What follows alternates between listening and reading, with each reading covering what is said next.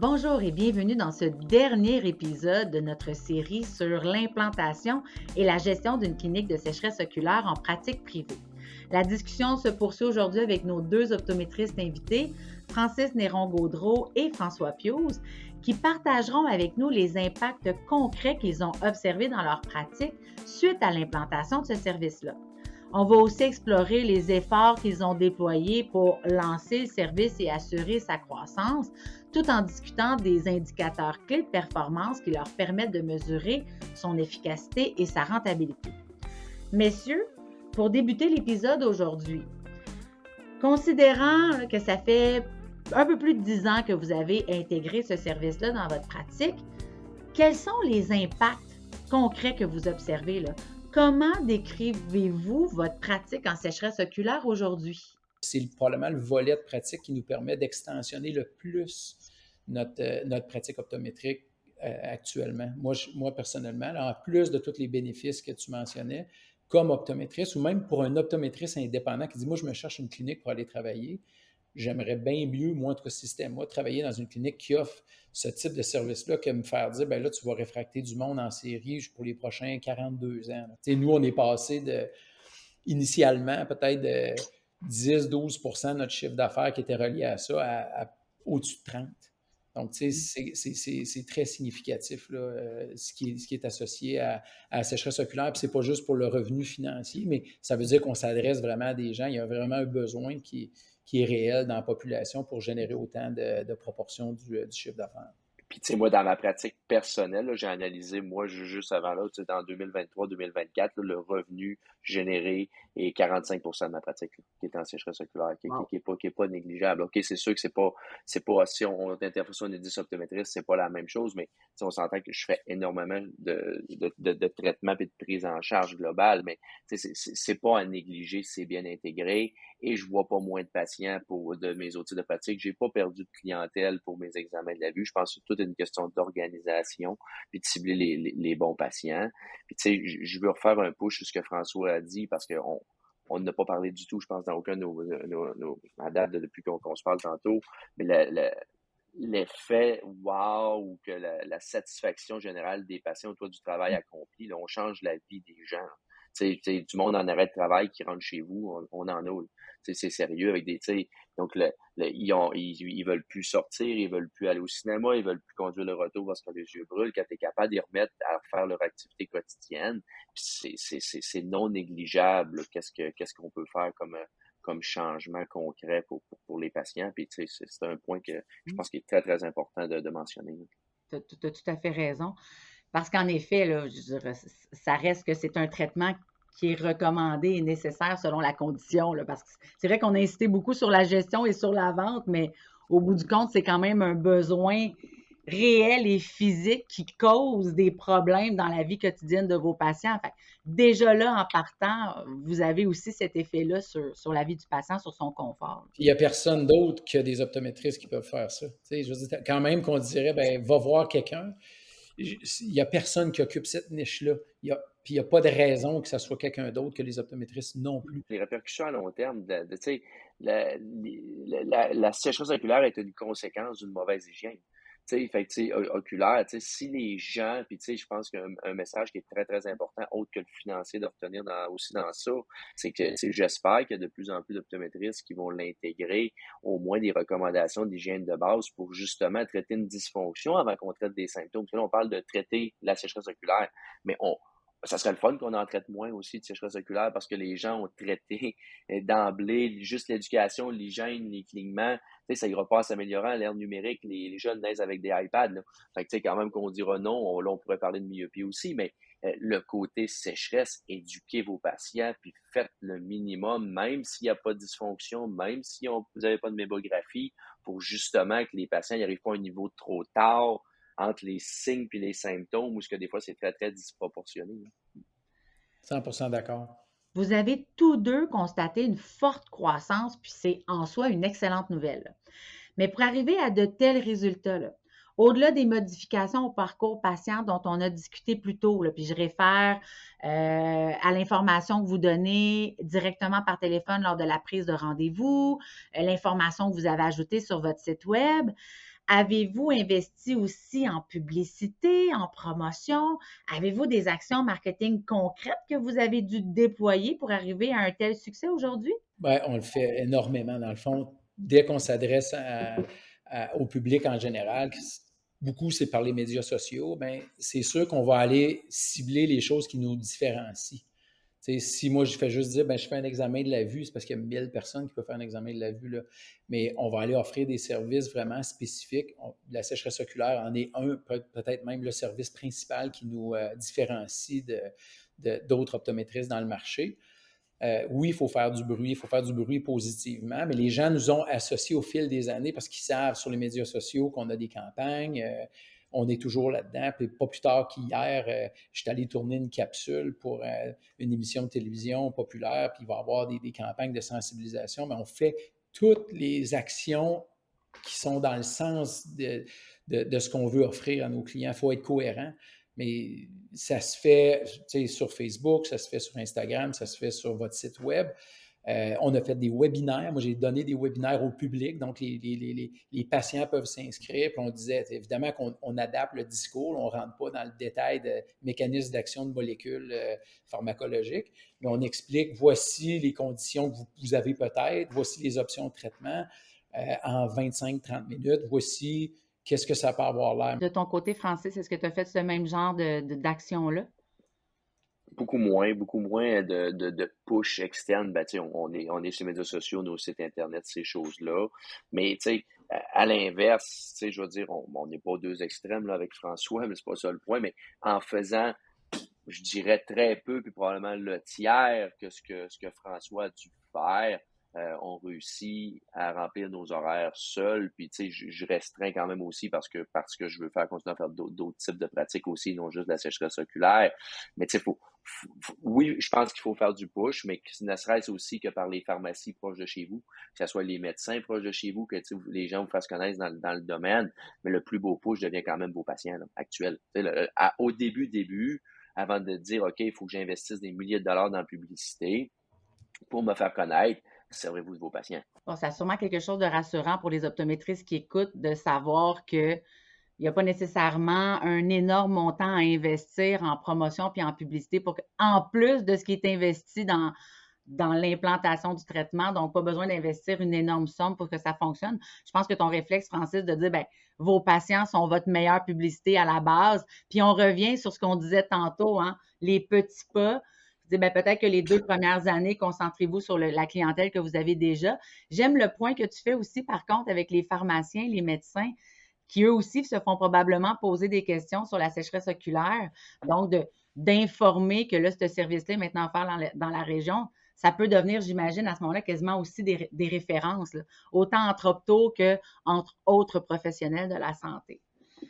On a parlé de croissance, j'ai entendu des mots comme fidélité donc, et panier moyen. Donc, au niveau des chiffres là, que vous suivez, là, ce qu'on appelle les indicateurs clés de performance, là, j'imagine, ce que je comprends, vous suivez l'augmentation du panier moyen, le taux de rétention. C'est quoi les autres chiffres que vous regardez dans votre pratique pour évaluer la rentabilité, puis je dirais la santé de ce service-là que vous offrez? Tu en as mentionné plusieurs, là, mais tu sais, la rétention de patients, on l'a mentionné à plusieurs reprises, c'est probablement le plus grand. Il faut penser coût d'acquisition de patients. Ça veut dire que si tu le perds, ça va être la rétention de patients, mais garder ton patient, ça ne te coûte rien si tu fais une bonne job. Ça te coûte à peu près 10 000 $ faire rentrer un nouveau patient. Fait que, ça coûte cher. Moi, les métriques qu'on regarde, c'est vraiment le panier moyen. Donc, combien le panier moyen fluctue selon les types de services qui sont offerts. Puis, tu sais, dans le cas de Francis, tu travailles, tu es copropriétaire de 3 cliniques, moi 4. Je suis capable de voir les KPI changer selon le type de clinique parce qu'il y a tel type de service de plus ou de moins qu'une autre.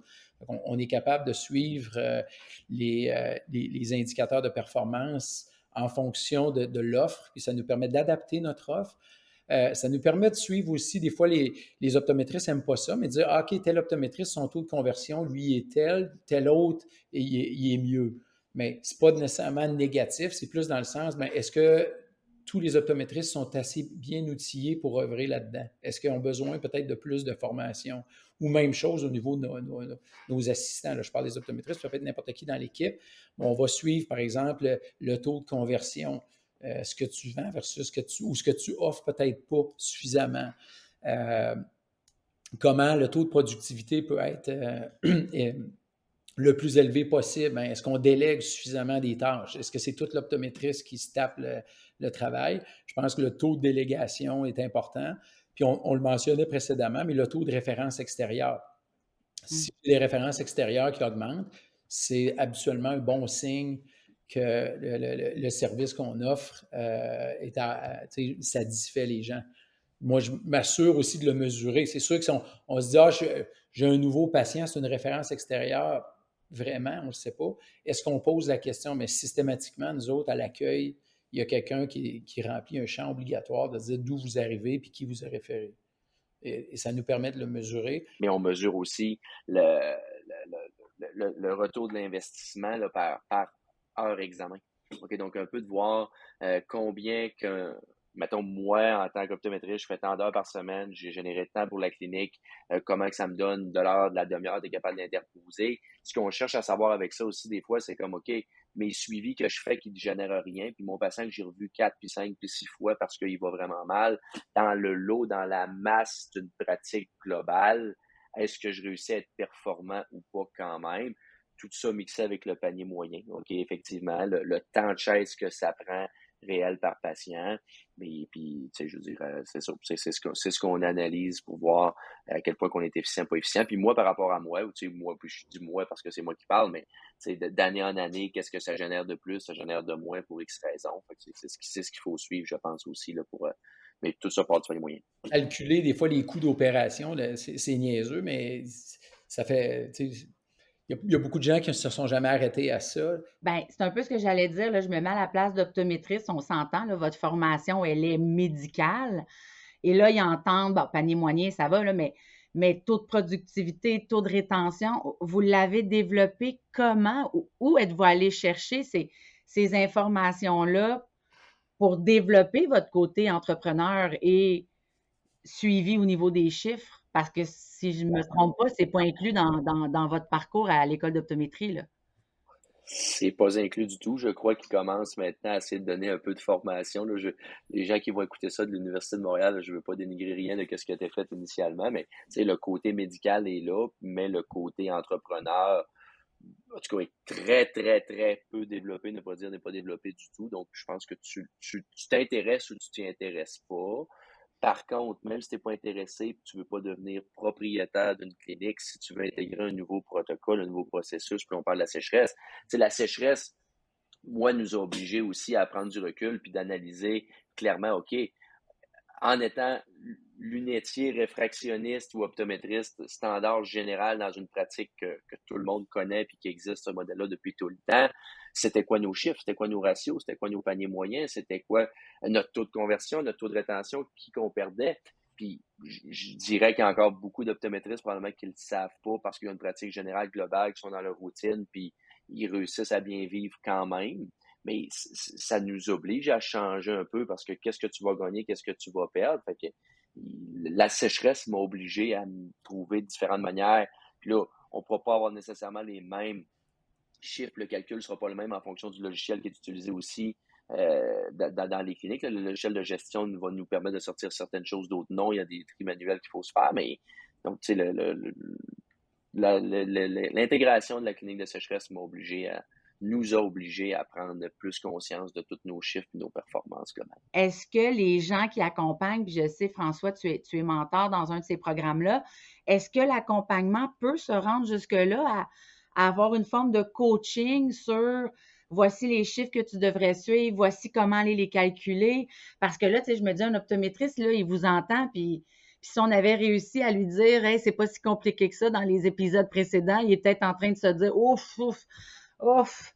OK, là, je pourrais m'organiser avec ce qui se passe dans mon bureau, là, mais là, si je suis rendue en arrière de l'ordinateur, là, moi, je décroche. Là. Ben, en fait, au contraire, je pense que c'est plus de dire, écoutez, la réalité, c'est que la plupart des gens ont une connaissance limitée la santé financière, ou en tout cas, pas nécessairement de la santé, mais de l'état financier de leur entreprise. Fait que si ça peut permettre de sensibiliser ça, puis il y en a qui vont dire, tu sais quoi, je ne suis pas au courant, puis je suis correct de même. Good enough. Mais honnêtement, les gens qui vont participer à ça, puis rarement les gens vont dire, ben moi, je vais développer un segment de pratique en sécheresse oculaire, puis j'aimerais ça que ça ne marche pas. Ça n'arrive pas. Les gens partent pas avec cette idée-là. Puis c'est la raison pour laquelle les gens, dans le programme, un des programmes de mentorat que je fais partie, ça se rend même là de dire, bon, mais toi, tu as combien de salles d'examen? Tu vois combien de patients par semaine? C'est quoi les technologies que tu veux offrir ou que tu offres déjà? Puis voici des objectifs réalistes. Voici un objectif pessimiste, moyen, puis très optimiste. Puis tu joues à peu près là-dedans.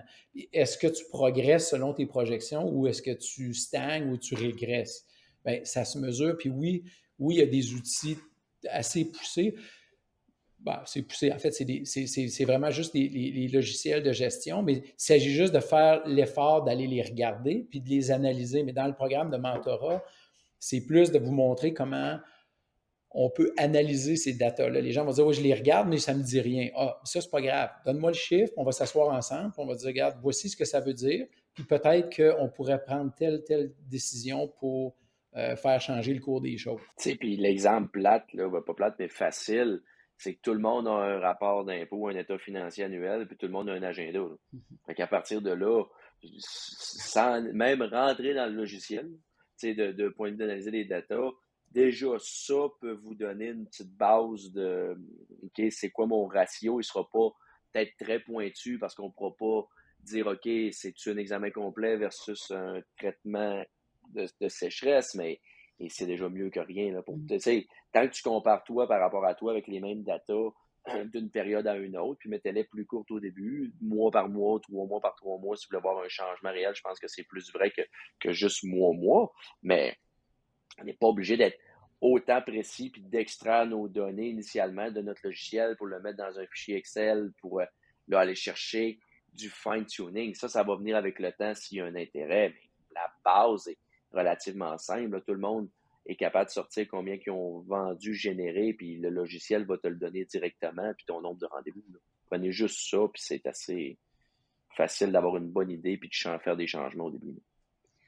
Je pense que ce qu'on peut retenir de notre série d'épisodes, c'est que j'aime beaucoup l'idée du pas à pas, puis c'est revenu dans plusieurs pans de la sécheresse oculaire. Y aller pas à pas dans votre réflexion, y aller pas à pas dans l'intégration des solutions, puis dans la diversité des solutions, puis même y aller pas à pas dans les chiffres que vous suivez, pas à pas dans l'équipe. Je pense que ça va rassurer plusieurs optométristes qui ont l'air de l'extérieur de voir ça comme étant très gros. Puis je comprends qu'après 15 ans, votre pratique, elle est très complète, mais il faut se rappeler qu'il y a 15 ans, ben, c'était pas le cas, puis que vous aussi, vous avez progressé à tous les niveaux, là. Je pense que c'est un message qui est intéressant à garder en conclusion aussi, c'est d'y aller par étapes. Exact. Puis moi, pour des gens que j'ai accompagnés dans cette intégration-là, c'est ce que j'ai vu. Ceux qui avaient le plus de succès, c'est les gens qui justement prenaient une approche qui était graduelle, puis qui avaient des objectifs clairs, puis qui parfois arrêtaient quelque part en chemin, disaient, ben moi, ça, ce niveau-là me suffit, puis ça va avec ça. Parfait. Allez pas à des endroits où vous ne serez pas confortable, où votre équipe ne sera pas confortable, où le modèle d'affaires qui vous supporte ne le permet pas.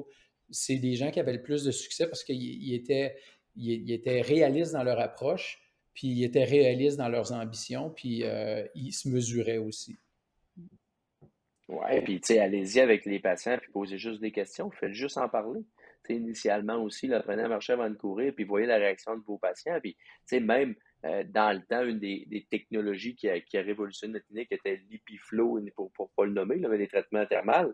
Mais avant de rentrer la technologie, ben OK, on prenait une liste de patients, y a-t-il un intérêt, tout ça, si j'ai ça à vous proposer, comment vous allez réagir? Puis écoute, on est en discussion de rentrer cette technologie-là. Maintenant, l'option est grande, mais les gars, j'aurais ça à vous offrir. Est-ce que ça vous intéresse? Oui, on pense rentrer ça dans les prochains mois, l'année prochaine ou peu importe. Voulez-vous qu'on vous rappelle quand la technologie rentre? Puis vous allez voir que la liste peut devenir assez grande rapidement. Là. Ah, j'aime cette idée de commencer avant. C'est une bonne idée aussi. Tu sais, ça peut même être rassurant pour l'optométriste avant, parce que là, on parle d'investissement d'argent, on parle d'investissement de temps. j'aime l'idée d'en discuter avant même de lancer le programme. Le coût peut paraître gros, puis on l'a dit tantôt, mais de l'investissement, mais si c'est bien géré, des patients bien ciblés, puis c'est préparé, ça se rentabilise. Ce ne sera pas un éléphant blanc. Donc, vous ne serez pas pris avec votre technologie. Si vous achetez toutes les technologies en même temps, là, ça peut devenir un petit peu plus tannant, par exemple. Je vous remercie. Un énorme merci à vous deux d'avoir pris le temps à travers ces épisodes-là de ce que j'appelle démystifier le processus d'implantation puis de gestion de sécheresse oculaire. J'espère que vous aurez réussi à en rassurer quelques-uns. Encore mieux, à en convaincre aussi. Je rappelle, on l'a mentionné à travers les épisodes, il y a énormément de ressources en ligne qui vous permettent aussi d'aller plus loin. Puis si jamais vous avez des questions, mais bien entendu, vous pourrez toujours communiquer via le CPRO, donc info@cpro.ca, puis on verra comment on peut vous aider à vous diriger vers les bonnes sources. Alors, messieurs François, Francis, un énorme merci d'avoir été avec moi là, pour ces 5 épisodes. C'est très, très, très apprécié. Merci beaucoup, Mélissa. Merci, puis merci beaucoup de l'initiative aussi d'avoir développé ça. Je pense que ça va être bénéfique pour toute la profession. 100%. J'ai quelques KPI pour mesurer ça aussi. Merci à vous. Bye.